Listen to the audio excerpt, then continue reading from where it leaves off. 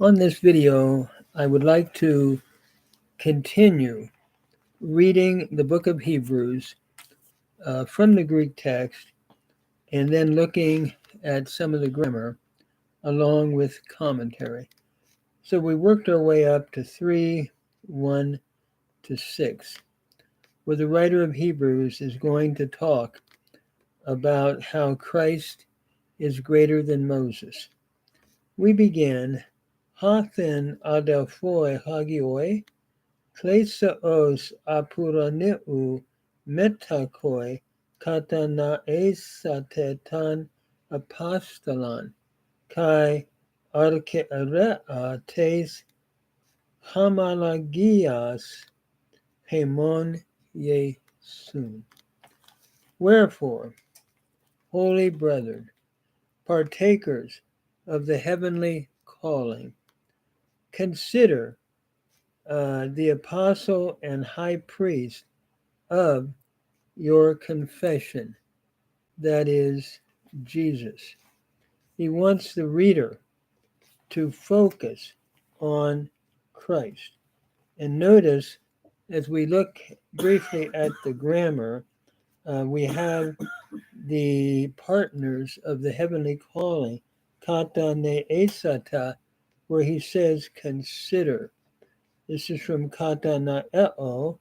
It's the aorist active imperative, second person plural. He wants us to give attention. He wants the reader to give attention to the one who is the representative sent one, that is Christ, and the confession of the faith that we have in him, that the readers have in him, and that we have in him. And he's also our great high priest. And then verse 2, he continues, piston anta to poiesanti autan hos kai mouses in halo to oiko autu.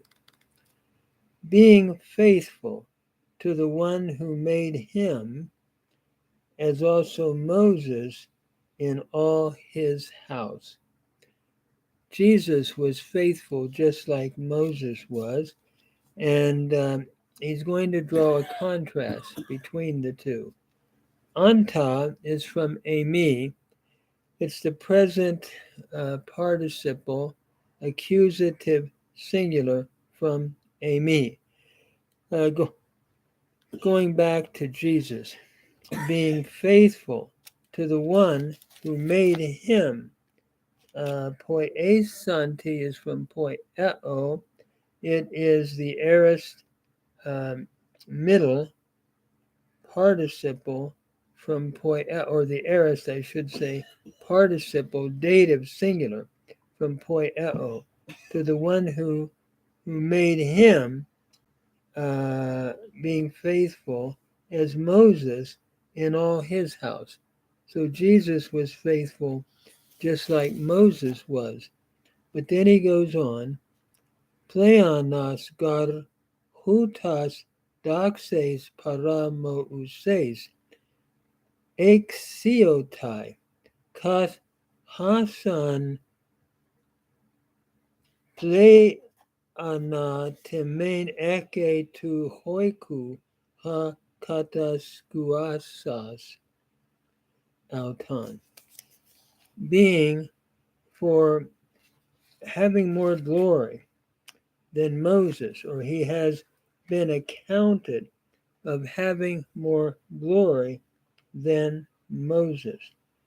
And notice here, exiotai is the perfect indicative passive from axiao, which means to have, to consider worthy, or he has been considered more worthy than Moses, inasmuch as the one who creates or who makes the house is going to be more worthy. Notice, for the one more glory than Moses, as the builder of a house has more honor than the house, literally. Just as he's having more honor than the house, the one who built the house. Kata skuasas. Kata skuasas is, as we look at it closely here, is kata skuadzo. It is the one who basically is going to be the builder, the one who is building the house, has more honor than the house. And of course, Jesus is considered the builder of the house. And Moses was a servant in the house. So he's drawing the contrast there. And so Jesus has been counted worthy of as much more glory than Moses, as the builder of the house has more honor than the house. So let's go then. By the way, kata skuasas, the one who built it is having more honor, is from kata skuadzo. It's the aorist participle nominative singular from kata skuadzo. So the one who has built the house has been counted more worthy than simply one who serves in the house. He's going to go on to drive that point home then in verse 4. Pasgad oikos kateskuadzetai hupa tenas. Ha depanta kateskuasas taas. For every house is being built by someone, but the one who builds all things is God. And he's applying this to Christ, again, as the builder of the house of God, the church, I believe, in the context here. So every house, kateskuadz zetai, is being built, present indicative, passive, third person singular, from kata skuadzo, by someone. But God is the one who has built all things. Kata skuasas, God is the builder of all things. Again, the same root, kata skuadzo. It is the aorist participle nominative singular from kata skuadzo.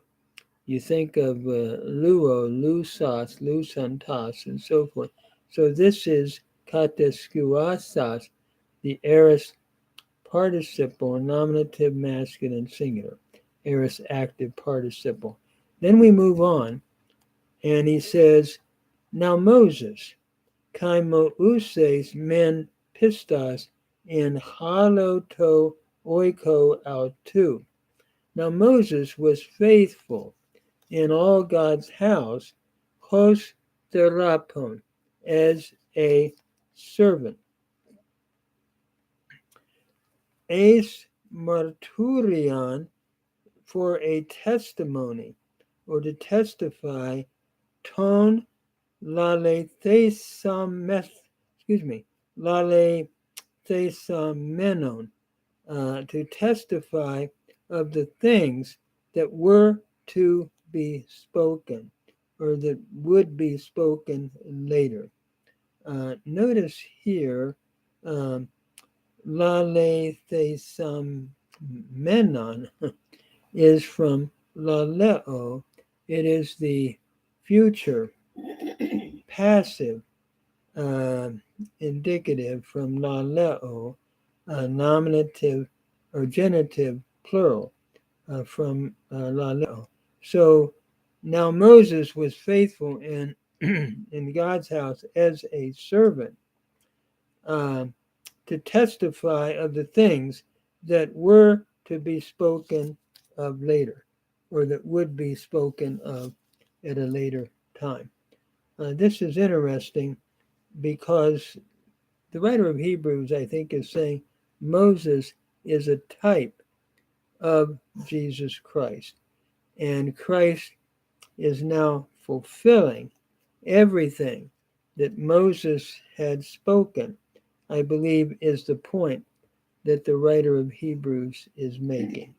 So we move on to verse 6. Christos dechos huios epiton oikon autou. But Christ was faithful over God's house, hos as a son. Notice, but Christ as a son, hos huios, over his house. God was faithful, or Christ was faithful over God's house as a son. And we, notice how the writer goes on to apply it to us. And we are his house if we hold our confidence and pride of our hope. In other words, we are his house, who oikos esmen hemes, an pertain peresion, if we hold the boldness and, I guess you would say, confident boasting in a good sense of hope, if we hold it in a secure way or hold it fast. Kataskomen, notice here in the last word that we're looking at here is from the verb to mean to hold, and to hold something secure. It's the aorist active subjunctive from kateko, to hold down or to hold fast to something. And so I guess in my own understanding, what I'm seeing the writer of Hebrews saying to his audience is that Moses becomes a type of Christ. Moses was the servant in his house. Christ is the one who built the house, and he's the son in the house. And so the son is greater than a servant. So I think he's saying, follow Christ and hold to that hope that you have in him. I believe that's what he's saying, and be faithful. So he seems to be writing, possibly, to a Jewish audience, encouraging them to go on with Christ and to hold firm that hope and that confidence that he, as the son and as the builder of the house, gives.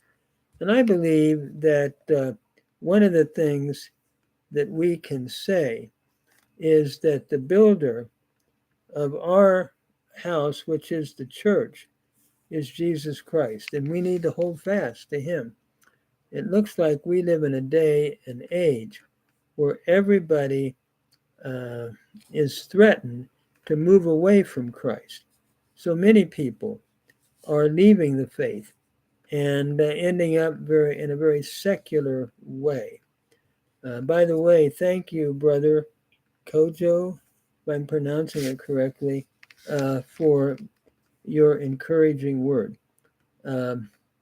We put out the word, and we don't know whether anyone is listening or not, but thank you, and God bless you.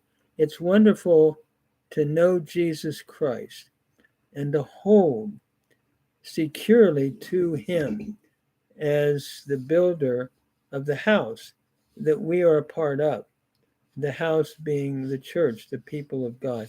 And so the writer of Hebrews is not only talking to his audience, but we could say to us today, let us hold to Christ and let us press on. I've often told students to shamor, to keep on keeping on.